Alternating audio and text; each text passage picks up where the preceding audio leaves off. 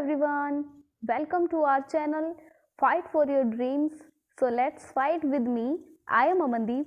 As you know, ancient history हम cover कर रहे हैं, उसमें आज हम एक नया टॉपिक स्टार्ट कर रहे हैं, वैदिक काल. ठीक है, तो वैदिक काल स्टार्ट करने से पहले हम जो इस पार्ट का जो इम्पोर्टेंट टॉपिक है वो पहले कवर करेंगे. तो वो इम्पोर्टेंट पार्ट क्या है?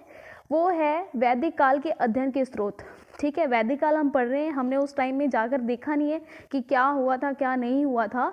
हम उस समय से रिलेटेड जो हमें स्रोत मिले हैं, ठीक है, जो साक्ष्य हमें मिल रहे हैं, उन साक्ष्यों के आधार पर हम इस काल को कवर करेंगे. ठीक है, तो कवर कर रहे हैं तो उससे पहले हमें वो साक्ष्यों के बारे में पता होना चाहिए, क्या उनकी विशेषताएं हैं, क्या उनकी कमियां हैं. ठीक है, तो आज हम उसे समझेंगे, ज़्यादा बड़ा हमारा लेक्चर नहीं होगा. तो समझते हैं, स्टार्ट करते हैं. ठीक है, उससे पहले लाइक कर दें. तो लेट्स स्टार्ट. देखिए, वैदिक काल से पहले हमने जो भी काल की पढ़ाई की थी, जिस काल के बारे में हमने जाना था, उस काल की स्टडी के लिए हमारे पास में क्या था? सिर्फ पुरातात्विक सामग्रियां थी.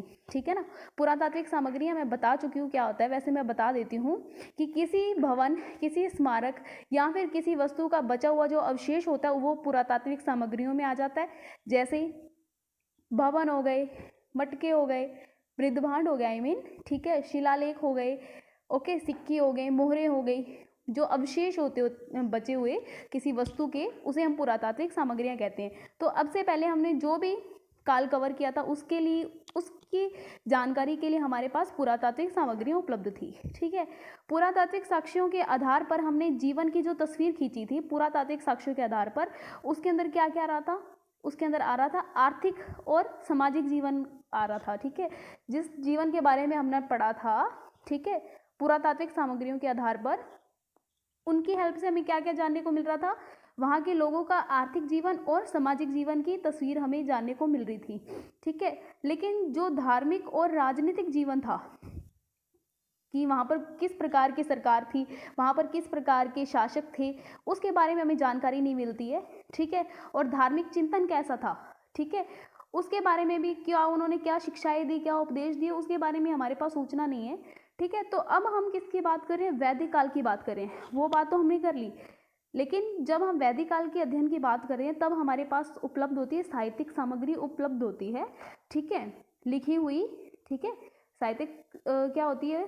सामग्रियाँ, लिखित साक्ष्य जो होते हैं, लिखे हुए साक्ष्य जिसे हम पढ़ पाते हैं, उसे बोलते हैं साहित्यिक सामग्रियाँ उपलब्ध है वैदिक काल के अध्ययन के लिए. तो हमें ये विस्तार से वैदिक कार्यों की क्या देती है? राजनीतिक जीवन और धार्मिक चिंतन की सूचना देती है. ठीक है, हमें ये देखिए, साक्ष्यों से आर्थिक और सामाजिक जीवन की तो तस्वीर हमें मिल ही जाएगी, उनकी जानकारी तो हमें मिल ही जाएगी, लेकिन साहित्यिक साक्ष्यों के आधार पर हमें वहाँ के राजनीतिक जीवन और धार्मिक जीवन की सूचना मिल जाएगी. साथ ही सामाजिक और आर्थिक जीवन पर भी कहीं ना कहीं ज़्यादा गहराई से असर डालती है कौन? साहित्यिक स्रोत जो होते हैं. आई होप ये पॉइंट आपको समझ आ गया होगा. ठीक है, हमें पहले साहित्यिक स्रोत मिला नहीं था, वैदिक काल में हमें साहित्यिक स्रोत मिल गया है. ठीक है, किंतु तस्वीर का दूसरा पक्ष ये है कि जिसे हम नज़रअंदाज नहीं कर सकते. क्या है वो? कि जो वैदिक कार्यों के पास कोई लिपि नहीं थी, उन्होंने किसी लिपि का प्रयोग नहीं किया था. उनका जो साहित्य जो था वो मौखिक परंपरा से आगे बढ़ा था. मौखिक, ठीक है, जैसे कोई मंत्र है, उस मंत्र का उच्चारण मैंने किया, मैंने उस मंत्र को आगे बताया, उन्होंने उच्चारण किया उसका, ठीक है, वो उसे याद कर लिया, उन्होंने कंठस्थ कर लिया था. ठीक है, वो आगे आगे वैसे ही चलता गया, मौखिक परंपरा के आधार पर उनका साहित्य चला था.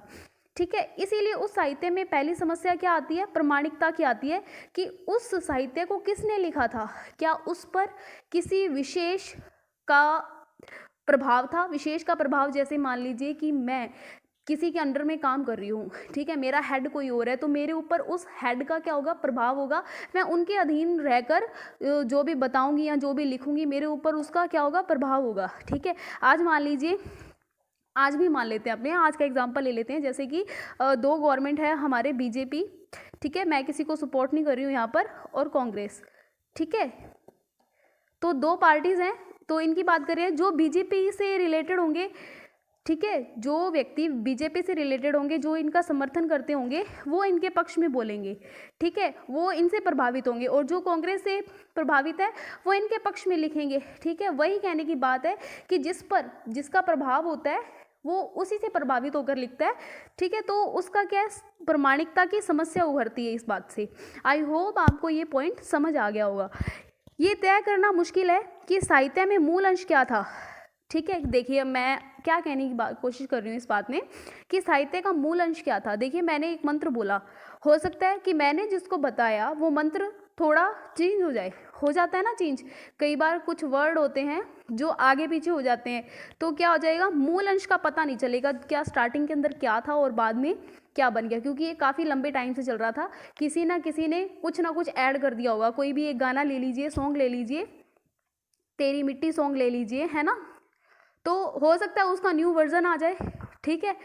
तो अगर वो न्यू वर्जन चलता रहेगा, तो जो अगर मूल वंश खत्म हो जाता है, मूल अंश जो है वो खत्म हो जाएगा, तो हमें पता कैसे चलेगा, प्रमाणिकता की क्या हो जाती है, समस्या बन जाएगी।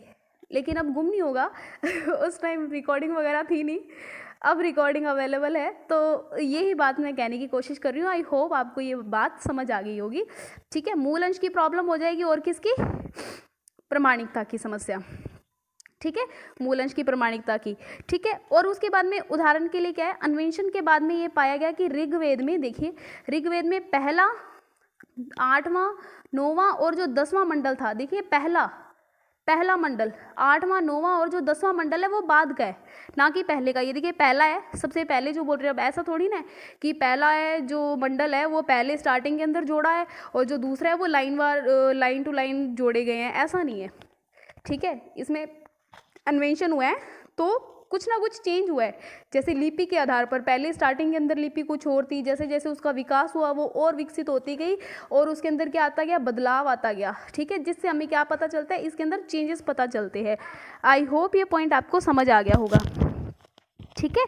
तो नेक्स्ट पॉइंट पर चलते हैं। दूसरा क्या प्रॉब्लम आता है, ऋग्वेदिक जो साहित्य है उसे अपने लोकप्रिय साहित्य नहीं मान सकते। जैसे हमारा बौद्ध साहित्य है, उस तरीके से हम ऋग्वेदिक का जो साहित्य है उसे हम जन सामान्य से लोकप्रिय नहीं मान सकते। कैसे नहीं मान सकते, क्योंकि ये जो साहित्य है वो पुरोहित वर्ग यानी ब्राह्मण वर्ग को क्या करता है, उससे संबंधित है। ब्राह्मण वर्ग ने इन्हें लिखा है। ऋग्वैदिक साहित्य को किसके द्वारा लिखा गया है, ज़्यादातर ब्राह्मण वर्ग के द्वारा लिखा गया है। तो ये किसे लोकप्रिय नहीं, जन सामान्य लोकप्रिय साहित्य नहीं मान सकते, ठीक है। इसीलिए साहित्य जो है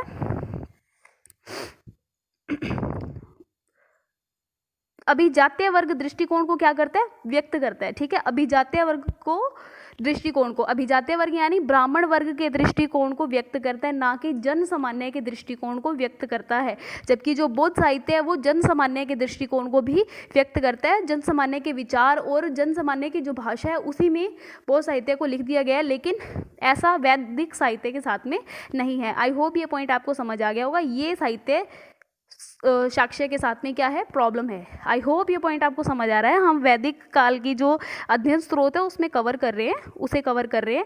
पुरातात्विक साक्ष्य अवेलेबल है लेकिन साहित्यिक साक्ष्य अवेलेबल है। पहले हम उसके बारे में अपने जान लेते हैं कि क्या प्रॉब्लम है उसमें, ठीक है। प्रॉब्लम पहले हमें पता होगी ना, तभी हम उस पर निष्पक्ष उसको पढ़ पाएंगे, ठीक है। कि ऐसा नहीं कि जो लिखा हुआ है उसी पे हम चलो कि हाँ यही बात थी, नहीं, उसको निष्पक्ष तरीके से अगर पढ़ना है ना तो हमें कमियां पहले देखनी पड़ेगी। ओके, तो चलते हैं नेक्स्ट पॉइंट पर। साहित्यिक साक्ष्य जो है वो सभी क्षेत्रों में समान रूप से केंद्रित नहीं है। क्योंकि समान रूप से केंद्रित क्यों नहीं है, क्योंकि देखिए जो वैदिक जो आर्य थे वो एक विशेष भूगोलिक उनका विस्तार था, विशेष रूप से उनका जो भूगोलिक विस्तार था वो उन्होंने उसी एरिया के बारे में लिखा है, उसी एरिया की हमें जानकारी मिलती है। बाकी क्षेत्रों की जानकारी हमें किससे मिल रही है, पुरातात्विक साक्ष्यों से मिल रही है, ठीक है। क्या प्रॉब्लम है कि साहित्यिक साक्ष्य सभी क्षेत्रों पर समान रूप से केंद्रित नहीं है, सभी क्षेत्रों के बारे में विस्तृत नहीं लिखा हुआ है, अपितु कुछ ही क्षेत्रों की जानकारी मिलती है और बाकी सब क्षेत्रों पर हम किस पे निर्भर है, पुरातात्विक साक्ष्यों पर निर्भरता हमारी बनी रहती है, ठीक है। इसीलिए क्या है कि जो साहित्यिक साक्ष्य के समांतर साहित्यिक साक्ष्य तो चल रहा है लेकिन उसके समांतर केवल पुरातात्विक साक्ष्यों का क्या बना रहता है, महत्व बना रहता है। अगर साहित्यिक साक्ष्य अवेलेबल नहीं है तो हमारे पास क्या ऑप्शनल, पुरातात्विक साक्ष्य ऑप्शनल है, ठीक है। तो हम पुरातात्विक साक्ष्य के आधार पर क्या कर सकते हैं, उस बात की पुष्टि कर सकते हैं, ठीक है। अपितु आने वाले युग में इसका महत्व बढ़ गया है, किसका, पुरातात्विक साक्ष्यों का महत्व बढ़ गया है। सामान्यतः चित्रित धूसर मृदभांड जो है उनकी जो संस्कृति है उनको किससे जोड़ा जाता है, चित्रित धूसर मृदबांड को वो जोड़ा जाता है वैदिक युग से जोड़ा जाता है। लेकिन बाद में पता चल गया कि इसके बीच में मतलब कि ये बात इसको प्रमाणिक सिद्ध करने के लिए इसके अंदर प्रॉब्लम है कि जो चित्रित धूसर मृदबांड संस्कृति है वो वैदिक युग से जुड़ी हुई है या नहीं जुड़ी हुई। ठीक है, इनके जो जीवन के अंदर थोड़ी बहुत समानता है। ठीक है, तो इसीलिए इनको जोड़ने का क्या किया जाता है, कोशिश की जाती है, लेकिन ये जुड़ी हुई नहीं है।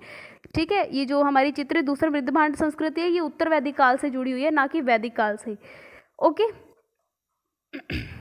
जैसा कि हम जानते हैं कि ऋग्वेद का काल 1500 ईसा पूर्व माना जाता है।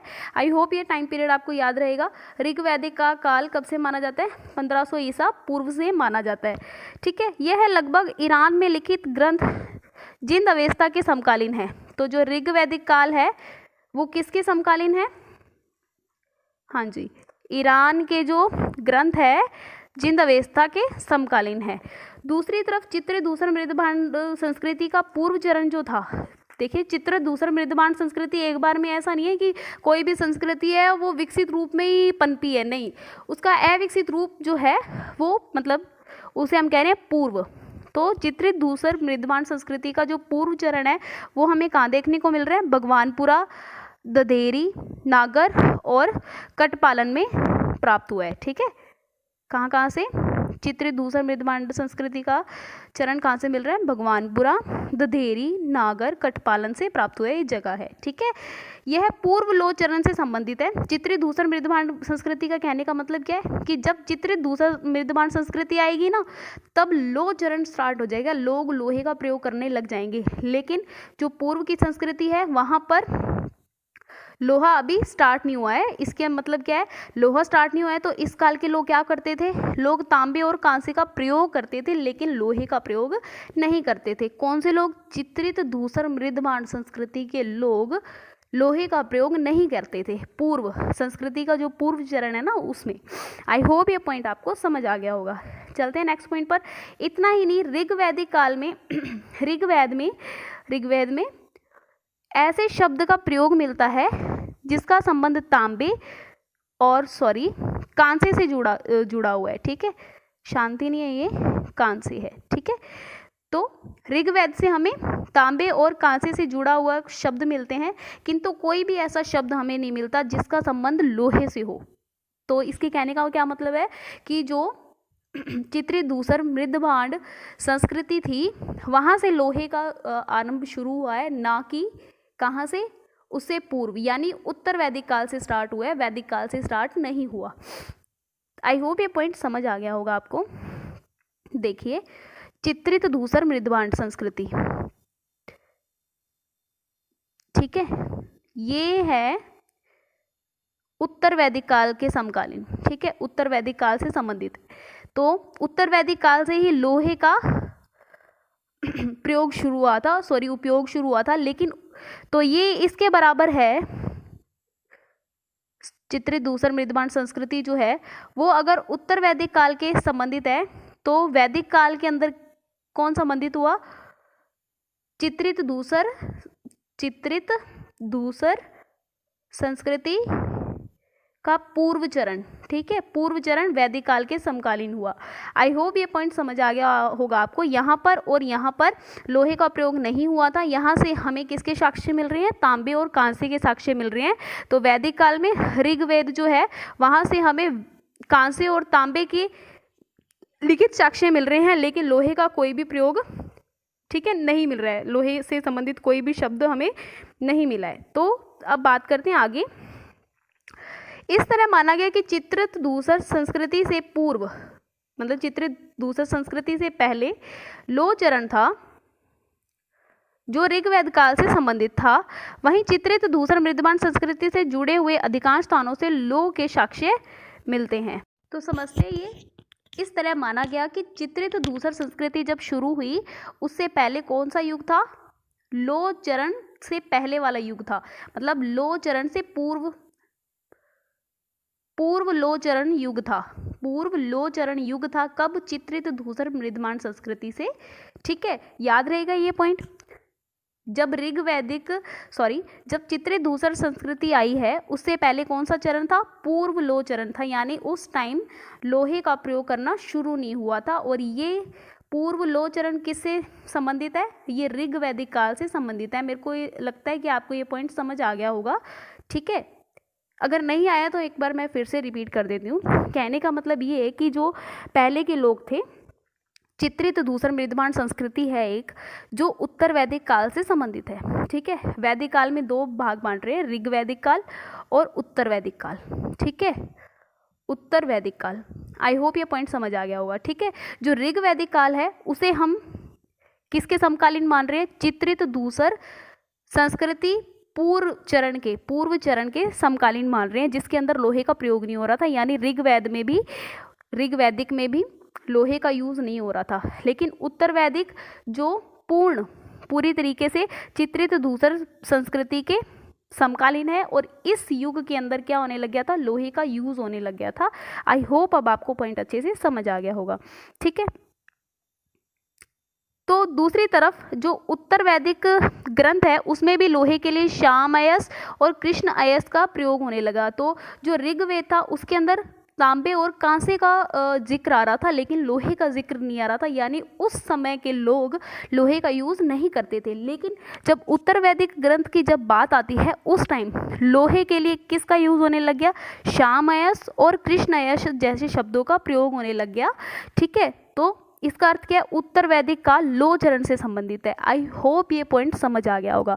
जो पूर्व लोह चरण है वो ऋग्वैदिक से संबंधित है, और जो लोह चरण है वो है उत्तर वैदिक से संबंधित। आई होप ये पॉइंट अच्छे से क्लियर हो गया। नेक्स्ट पॉइंट पर चलते हैं। तो फिर पुरातात्विक और साहित्यिक सामग्री के उपयोग की एक सीमा है, यानी कमी ये है कि सामान्यतः पुरातात्विक सामग्रियों का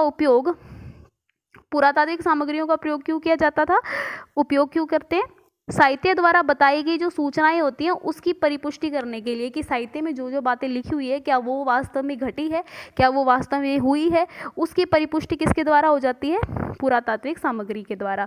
कहीं तो देखो सामग्रियां जो है, पुरातात्विक सामग्रियां हैं, वो साहित्यिक साक्ष्य के द्वारा कही गई बातों पर पूरी खरी उतरती है। लेकिन कभी कभी ऐसा होता है कि साहित्यिक साक्ष्य कुछ और कह रहा है और पुरातात्विक साक्ष्य कुछ और कह रहा है। जैसे एग्जाम्पल ले लेते हैं अपने कि वेट,